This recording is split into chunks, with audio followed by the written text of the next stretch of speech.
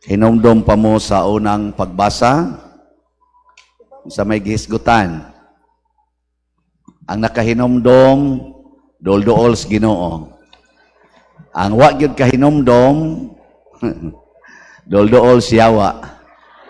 Kay matod pa sa Ebanghelyo ni Kristo katong klase sa yuta, doon na kuno yuta nga murag agianan, preana, idigsod kuno sa pulong sa Ginoo, kuhaon ra gritso siyawa, kanang tukon ra sa kuan ba, langgam. Ang unang pagbasa gahisgot nga dunay babay nga manganak, unya ang ianak niya mao ang Ginoo, kay ang Ginoo makig-uban nato. Magpuyo na ang iyang puno, ang iyang gingharian uban kanato. Unya inig-ubanan niya nato, iya kunong pahiran ang atong mga luha, wa nay kasakit, ya wa na sa kunoy bati ug naong kay bag-oho na niya tanan. Ana, ya wa na pagyoy kamatayon. Giling nga imong tupad, ing nabag-o na imong naong. Kaya kita raw sus, pirmi lang yun atong naong, permanente lang yun nga naong nga yawanon. Unsa man yung kabaghuan sa naong, sa yuta, mauna siya ang pagkaliwat nato ngadto ni Maria og sa Ginoo. Og sa kaso sa aparisyon sa mahal nga Birhen Maria sa Fatima niadtong Mayo 13 sa tong tuiga, ang nakahinomdom dool gyapos Ginoo. 1917. Bright yung matada. Kisa to'y gipakitaan sa mahal nga Birhen. Sila si Lucia, Jacinta, og si Siano, o di, Francisco di.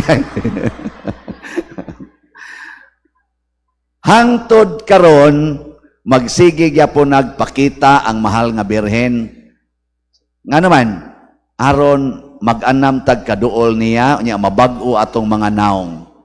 Sige gina siya pakita. Sige, laing lingi sa imong tupad. Ing na nakita na nimo ang Birhen. Nga gapaso mi dito, sige mog isa sa inyong cellphone, sige mog picture. Unsa man inyong gipicturean ato? Mama Mary. Nindot. Yang anong inyong mang picturean sa Mama Mary? Oy, ang nindot ayaw na iisa ang inyong cellphone. Ablihi ang inyong kasing-kasing. Nya pasudla ang mahal nga Birhen, sugod karon din ajud ko magyaw-yaw. Kay di jud ka magyaw-yaw sa una. Sugod karon mahal nga Birhen, din agyog ko mangaway sa akong bana. Kay wa jud makasuway ang mahal nga Birhen nga nangaway ni San Jose. Bisag ipaanak ra siya ni San Jose didto sa pasungan, wa gyud mo ingos Maria, oy Jose, pagtsurya. Anong anhi ko nimo paanakon o sa mga klasihas bana? Di jud ka kapangitag lugar nga arang-arang. Wa ka kaybaw nga Ginoo ra ba ni akong gida? Wa, muna kamo mga asawa ay nagyud mo pagyaw-yaw ngadto sa inyong bana aron maliwat mo ni Maria, mabag-o ang inyong kasing-kasing. Kinsay mo kumit ani nga asawa nga sugod karong adlaw din agyud mo muyaw-yaw sa inyong bana, taas ang kamot.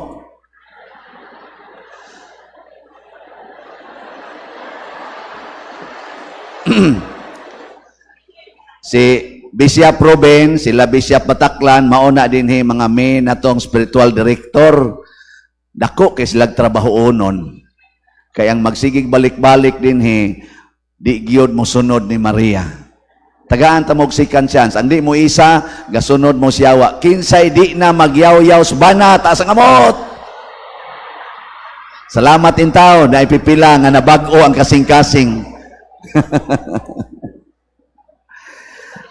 Ni atong timan-an nga si San Jose o si Maria nagkausap pud na sila.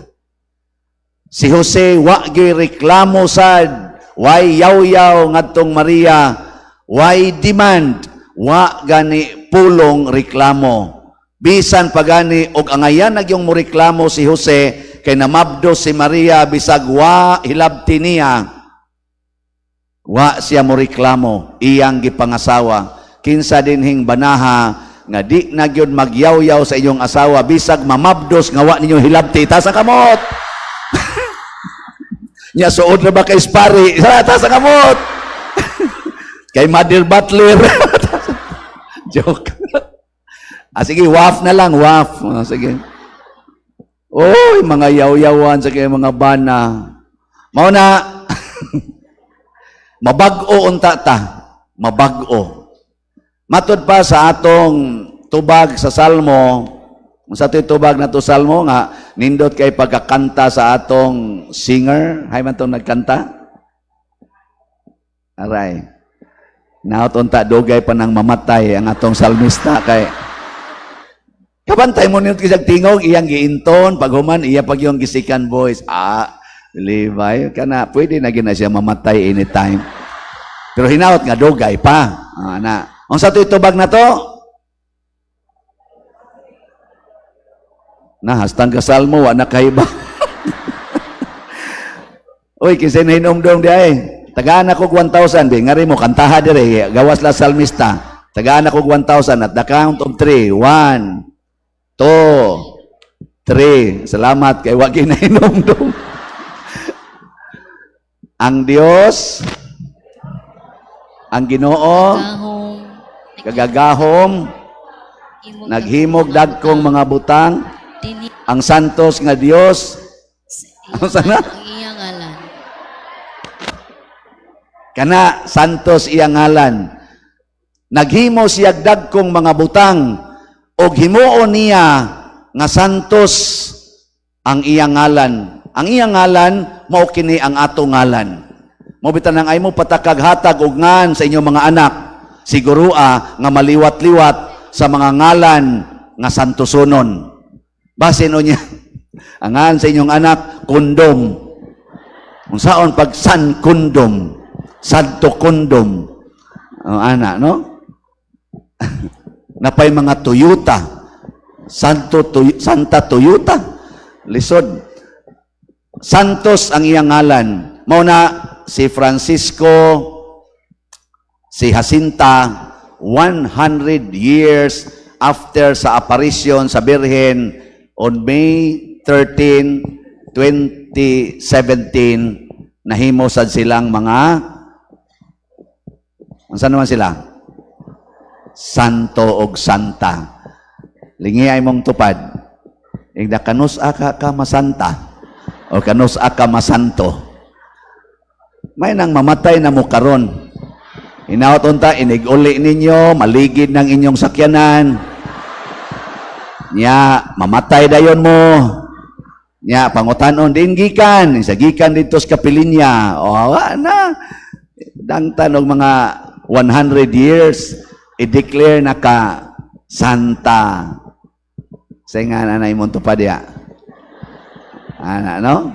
Ang kuya og kinsay naligid sa katong gahumili. Siya masanto ka to siya ay hilig itong kulikta. Dito masanto. Mo na bahala nagnganlan ko og hilig og kulikta basta para las Kapilinya mangulikta gyud ko ninyo with Bishop Ruben and mga kauban Father Lyndon.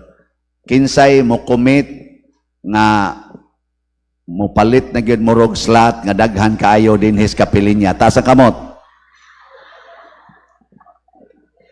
Adi gyud mo palit. Ang makapasanto nato o makapasanta mga igsoon sama sa ni Maria, sama ni Jesus, sama ni Jose nga iyang ginikanan ang paghatag. Dili gani ka manghatag, di gyud ka mabalaan. Si Maria gihatag ang tanan, lakip ang iyang anak.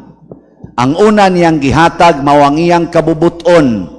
Matod pa ni atong salmo, ang awit man to ni Maria, Magnificat, ang iyang pagdaig sa Ginoo ug ang pag-isip sa iyang kaugalingon nga sulugoon sa Ginoo ug ang pagtuman sa iyang kabubuton mao gyud number 1 ni Maria. Kita nanganhi ta dinhi, apil nako ambot ning ubang pare. Usahay atong kabubuton. Kay gusto tang maayos atong sakit. Mao nang nianhi ka dinhi, kay naa kay gipangayo sa Ginoo. Dili kay muanhi dinhi aron pagtuman sa kabubuton sa Ginoo. Kinsa dinhi ang muingon, Pader, nianhi ko aron pagtuman sa kabubuton sa Ginoo. Taas sa kamot. Oh, tanawa, di ba klaro kayo? Sige, ayo kauwaw. Ay kauwaw, sige, pakita nga duha ra gid ta kabuok, o upat di ay. Kamo deng uban unsa man inyong gianhi? Inyong diktahan ang Ginoo aron motuman sa inyong kabubuton? Mauna ni ron ang kalibutan. Nag-away na ta, naggubat na ta, wa na'y hunong-hunong. Grabe na kayo ang init. Nisugod na ba kaigo sa kong naong? Nga naman. Sige yung dagtuman sa itong gusto.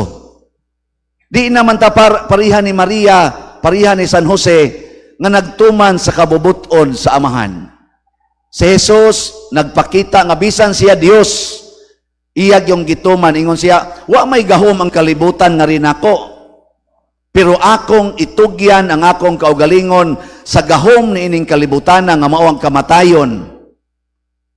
Aron akong ipakita nga nagtuman ko sa kabubuton sa akong Amahan. Amo na perting patayan ni Jesus. Gilingay mong tupad.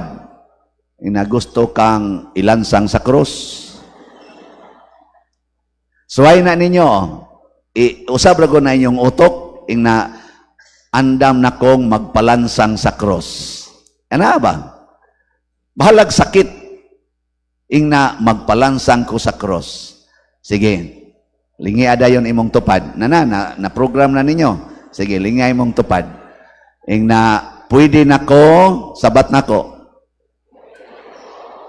magpakamatay para nimo. Sige, ing na imong tupad.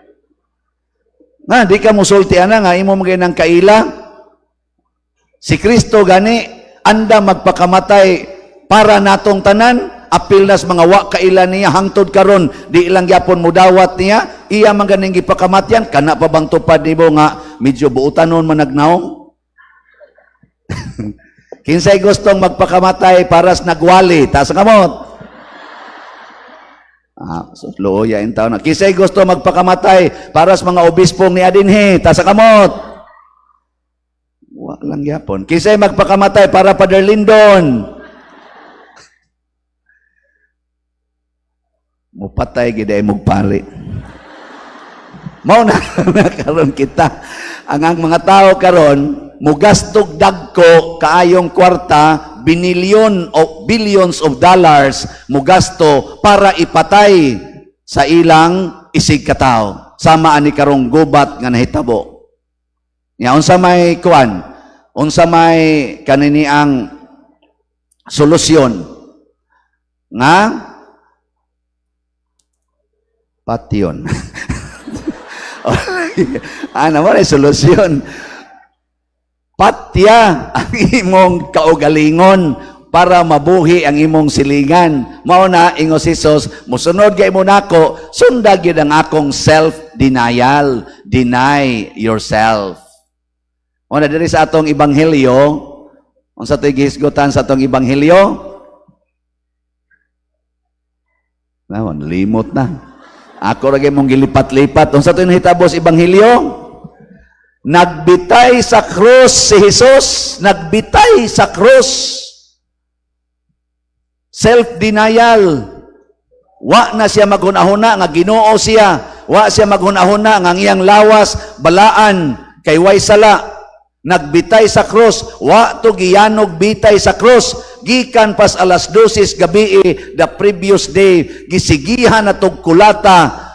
Pagbitay sa cross, hapit na di maklaro iyang naong nga tao, kay napuno na sa samad o sa mga nibagtok nga mga dugo. Ngilad na kay siyag naong. Kamo diha, sige pa mong pangiskis ana inyong kilay, sige pangulos buhok, sige paputi anang naong, sige tuyok-tuyok anang samin, kay ang akong self, basi niyag bati tanawon. Uy, itugot na nga mabati imong naong para lang manindot ang imong isig katao. hunong na anang pakulos buhok kanang pang miskis-kilay palit ana mga alahas tiguma ang tanang budget ana i-donate din his kapilinya. Munindot og samot ang ato dinhing lugar nga simbahanan og matakdan ang atong mga naong kaysa nindot kay tag naong unya dako kay tag bayronon wap ang mabayre.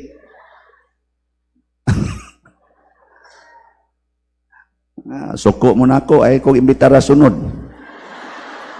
Oy, wa mo kibaw ang unang milagro sa mahal nga birhen sa Fatima dinhi sa ato sa Pilipinas mao ang pagkatukod nining atong kapilinya.